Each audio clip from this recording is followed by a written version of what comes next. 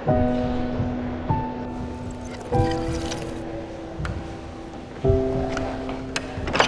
cevap vermek istəyir? Bakışından anlayıram, sen dünyaya farklı bakırsan, söz demeden kalbin danışır. İnşallah.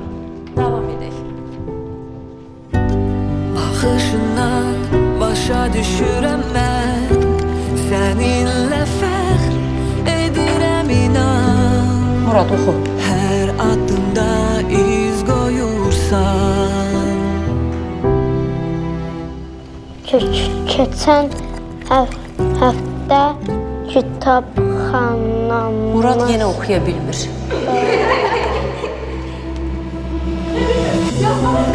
Ki dayanıp çok şey değilsen, kalbimden sonsuz dünyada sen öz yoluna gelirsen. Mən bacarıqsızam. Mən heç nəyi bilmirəm. Mən zəifəm. Mən... O, zəif və bacarıqsız deyil.